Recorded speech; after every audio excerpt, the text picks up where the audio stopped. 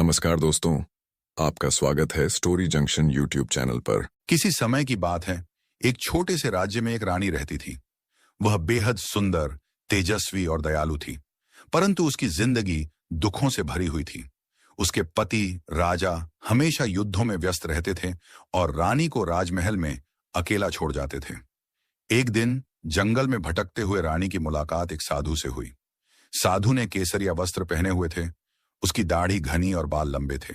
उसकी आंखों में एक अजीब सी चमक थी जो लोगों को सम्मोहित कर देती थी।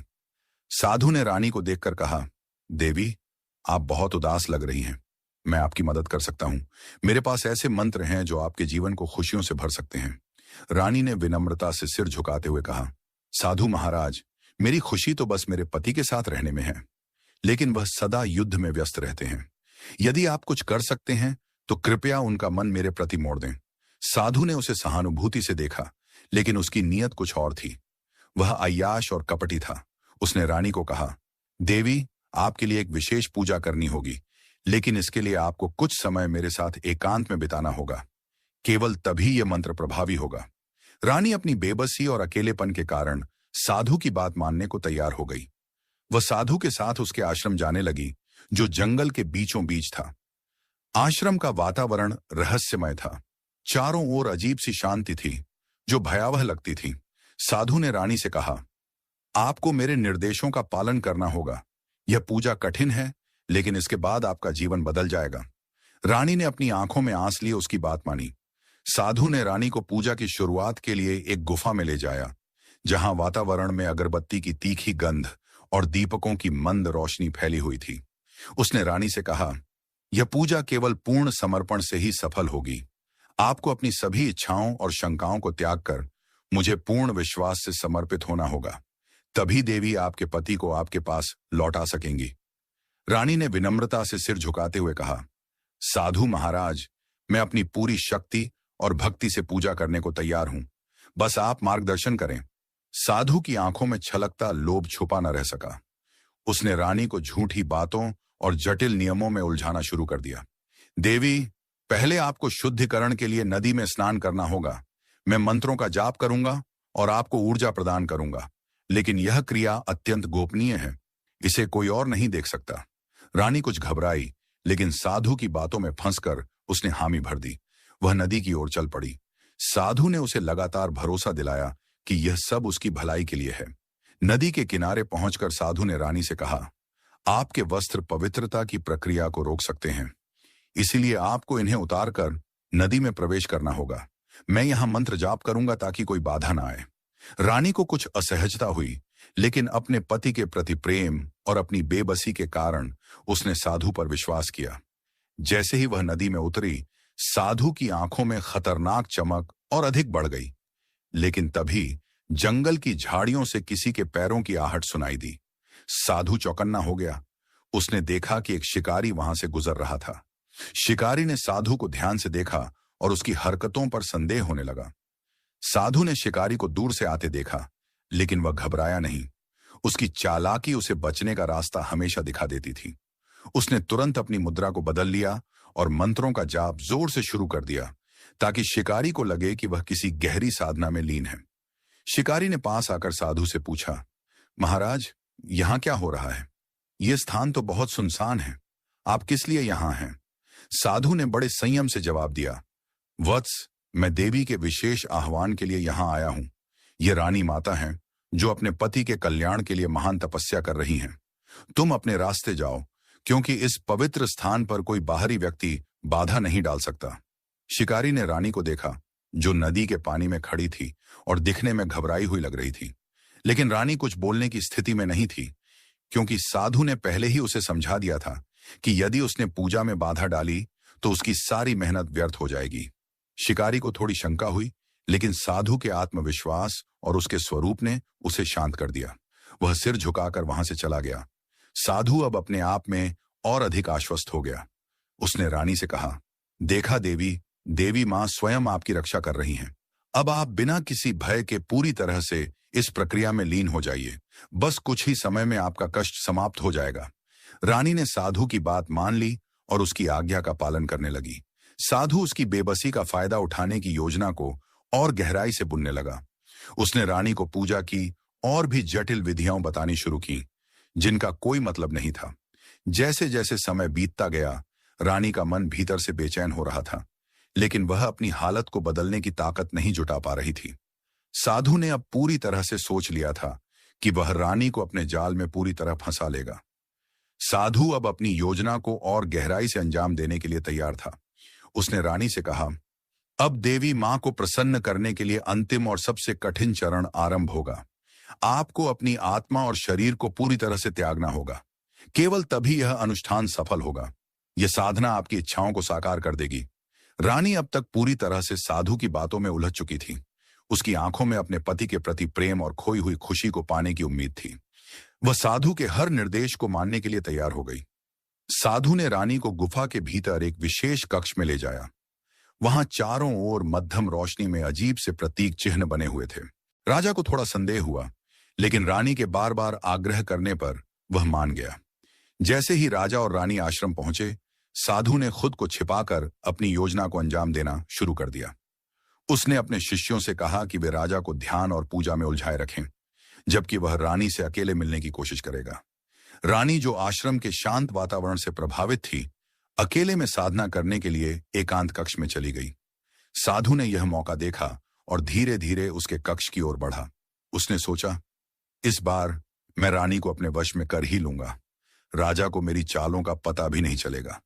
लेकिन तभी राजा को किसी सैनिक ने आकर बताया कि साधु वास्तव में जेल से भाग निकला है और यह सब उसी का जाल हो सकता है।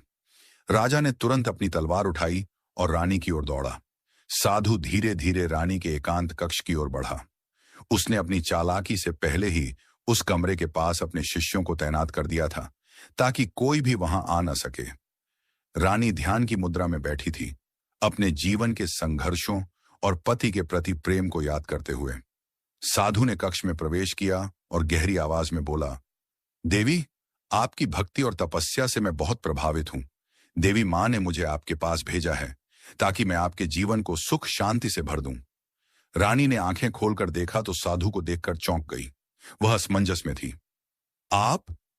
मुझे तो लगा था कि आपको राजा ने दंड दिया है। आप यहां कैसे पहुंचे? साधु ने तुरंत अपनी चालाकी का सहारा लिया। उसने हाथ जोड़ते हुए कहा, देवी, राजा ने मुझे गलत समझा। मैंने कभी आपका बुरा नहीं चाहा। मैं तो आपकी और महाराज की भलाई के लिए कार्य कर रहा था। लेकिन अब मैं सीधे देवी मां का संदेश लेकर आपके पास आया हूं। उन्होंने कहा है कि यदि आप मेरी बात मानेंगी तो आपके जीवन की सारी समस्याएं समाप्त हो जाएंगी। रानी अब भी शंकित थी, लेकिन साधु की बातों और उसकी रहस्यमयी उपस्थिति ने उसे विचलित कर दिया। उसने पूछा, कैसी बात? क्या देवी मां सचमुच मेरी मदद करना चाहती हैं? साधु ने मुस्कुराते हुए कहा, हां, लेकिन इसके लिए आपको अपने मन और शरीर को पूरी तरह से मुक्त करना होगा। आपको यह विश्वास करना होगा कि मैं केवल आपका मार्गदर्शक हूं। आपकी मुक्ति और सुख शांति मेरी साधना से ही संभव है। धीरे धीरे साधु ने अपनी मीठी बातों से रानी का भरोसा जीत लिया। उसने रानी को यकीन दिलाया कि राजा और राज्य की भलाई के लिए यह सब जरूरी है। उसने रानी को ध्यान और पूजा के नाम पर और गहराई से अपने जाल में फंसा लिया। इस बीच राजा, जो सैनिकों से सूचना पाकर रानी को बचाने के लिए आश्रम की ओर दौड़ा था, वहां पहुंचने में देर कर चुका था। जब राजा ने आश्रम में प्रवेश किया तो शिष्यों ने उसे रोकने की कोशिश की। राजा को यह समझते देर नहीं लगी कि यह सब एक गहरी साजिश का हिस्सा है। साधु ने रानी को पूरी तरह अपने वश में करने के लिए अंतिम कदम उठाने का सोचा। उसने कहा, अब आपको इस कक्ष में मेरे साथ अंतिम अनुष्ठान करना होगा। इसके बाद देवी मां का आशीर्वाद आपके जीवन को बदल देगा। बस आपको मेरी हर बात माननी होगी। साधु ने अपनी बातों से रानी को पूरी तरह से अपने वश में कर लिया। उसने रानी को यह यकीन दिला दिया कि राजा का भविष्य और पूरे राज्य की भलाई केवल उसके विशेष अनुष्ठान पर निर्भर करती है।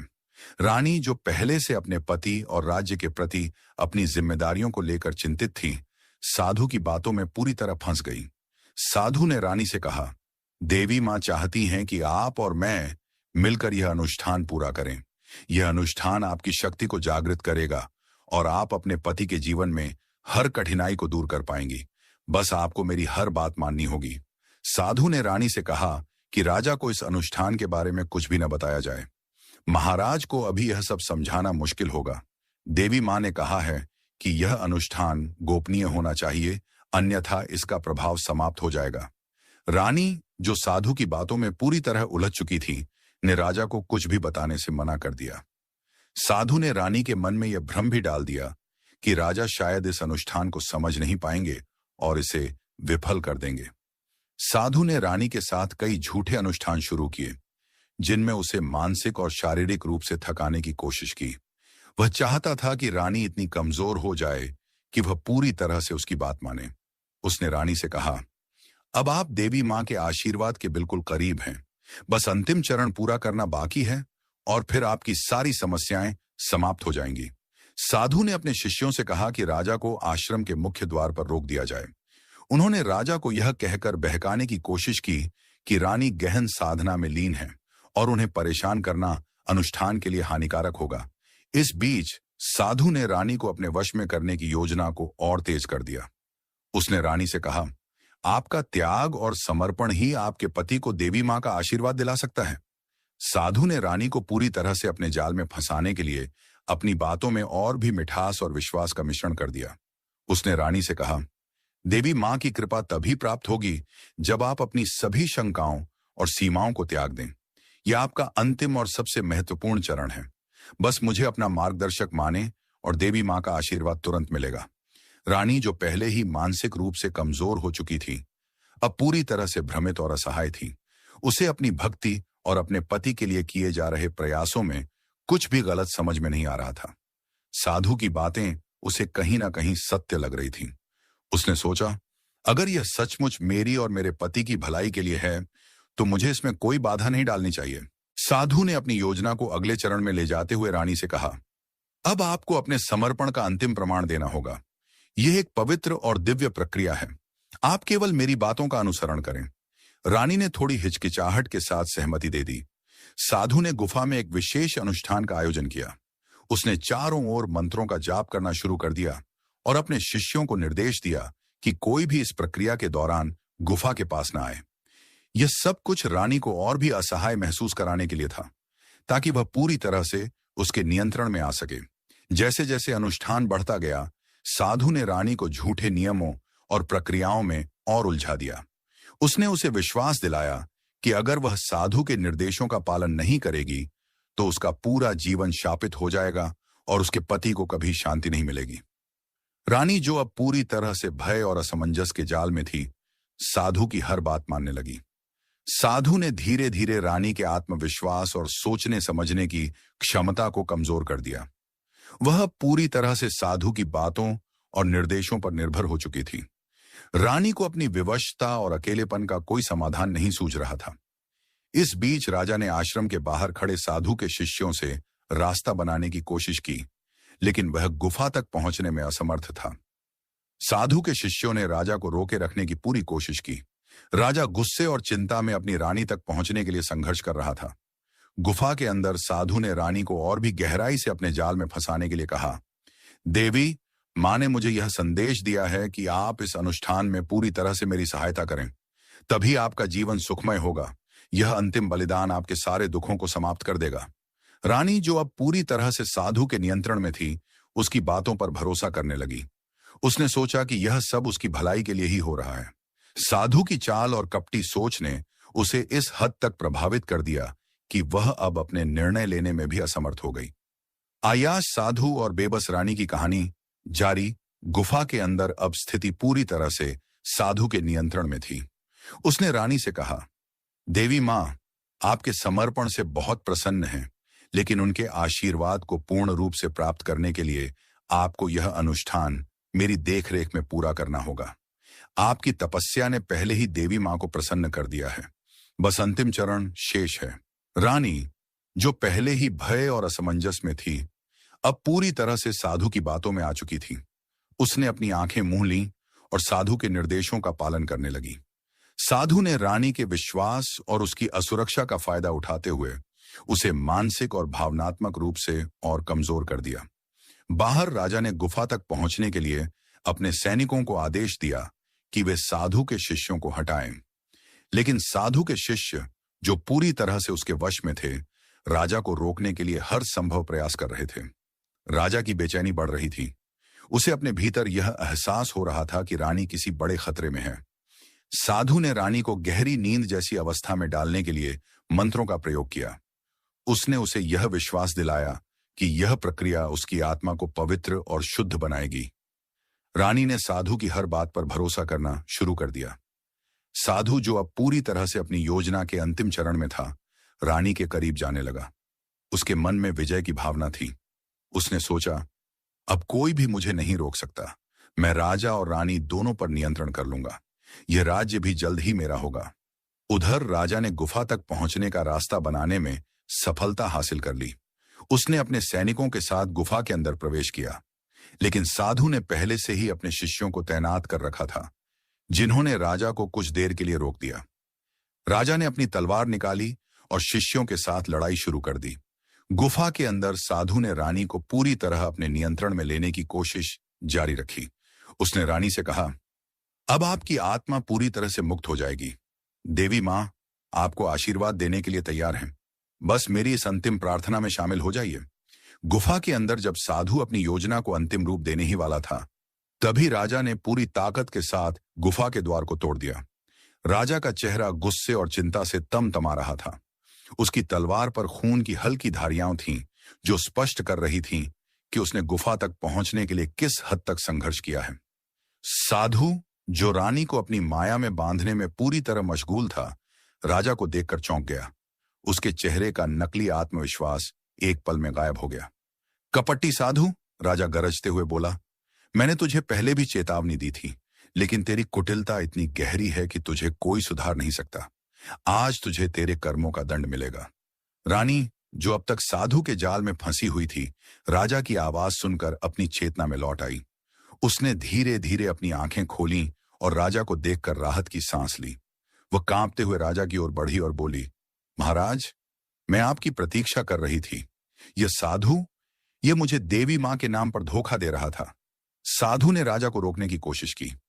वह जमीन पर गिरते हुए बोला, महाराज, आपने मुझे गलत समझा। मैं तो केवल आपकी रानी की भलाई के लिए अनुष्ठान कर रहा था।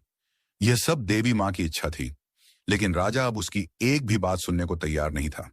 उसने सैनिकों को आदेश दिया, इसे पकड़ लो, इसे राज्य की जनता के सामने ले जाया जाएगा। ऐसे कपट्टी को सबक सिखाना बहुत जरूरी है। सैनिकों ने साधु को जंजीरों में जकड़ लिया। वह गिड़गिड़ाने लगा, मुझे माफ कर दीजिए महाराज, मुझसे गलती हो गई, मुझे एक और मौका दें। लेकिन राजा ने उसकी ओर देखकर कहा, जो दूसरों के विश्वास और असहायता का फायदा उठाता है, उसे क्षमा करना पाप है। राजा ने साधु को महल लाकर राज्य की जनता के सामने पेश किया। उसने जनता को साधु के पापों के बारे में बताया और यह भी कि कैसे उसने देवी मां के नाम पर लोगों को धोखा दिया। जनता ने साधु के लिए कड़ी सजा की मांग की। राजा ने घोषणा की, इस पाखंडी को राज्य के सबसे गहरे कारागार में डाल दिया जाएगा, जहां यह अपने की पर पछताएगा। इसके जैसे लोगों को कभी माफ नहीं किया जाना चाहिए। रानी, जो अब राजा के पास सुरक्षित थी, ने कहा, महाराज, आपने सही समय पर आकर मुझे बचा लिया। मैं कभी आपकी इस कृपा को नहीं भूलूंगी। राजा ने रानी को सांत्वना दी और कहा, तुम्हारी भक्ति और विश्वास से यह राज्य सुरक्षित है। अब कोई भी तुम्हें धोखा देने की हिम्मत नहीं करेगा।